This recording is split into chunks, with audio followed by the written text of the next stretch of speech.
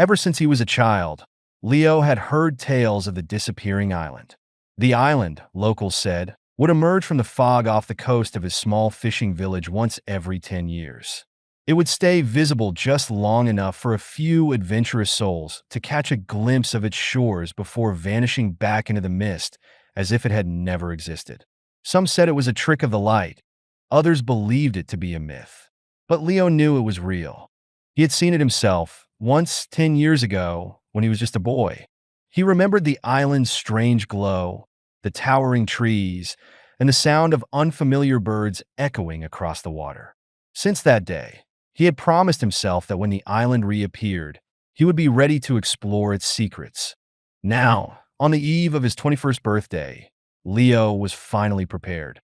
He had gathered supplies, packed a sturdy rowboat, and waited by the shoreline as the sun dipped below the horizon. As darkness settled over the sea, a faint mist began to rise, swirling over the water like a ghostly shroud. Leo's heart raced. He knew the island would soon emerge. As he watched, the mist parted, and there it was, the island, bathed in a soft, unearthly light. Leo didn't hesitate. He climbed into his rowboat, gripped the oars, and began to row toward the shimmering shore. The closer he got, the more he noticed the island's strange beauty. Its trees were taller than any he had ever seen, their leaves glistening as though dusted with silver. The air was filled with the scent of wildflowers, and the distant calls of exotic birds echoed across the water. But there was something else, too, a sense of quiet anticipation, as though the island itself was watching him. When he finally reached the shore, Leo pulled his boat onto the sand and took his first steps onto the island. The ground felt cool beneath his feet, and he was struck by the feeling that he was walking on ancient land, a place that had existed long before his village and would continue to exist long after he was gone. He wandered through the forest, marveling at the strange plants and vibrant colors that surrounded him. Every tree, every leaf seemed alive with energy, and he felt as though he were stepping into another world. Time seemed to lose meaning, and he couldn't tell if he had been on the island for minutes or hours. As he ventured deeper, he found a narrow path winding through the trees.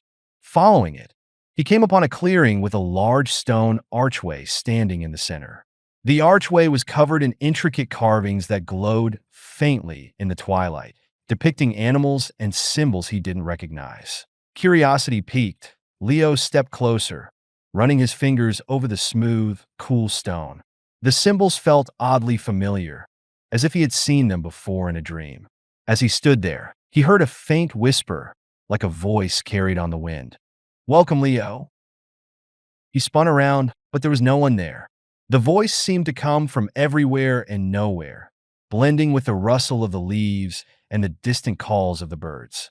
Taking a deep breath, he stepped through the archway. On the other side, the world shifted.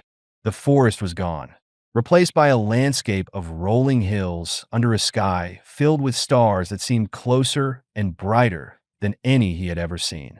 The air was thick with magic, and the ground beneath him pulsed with life.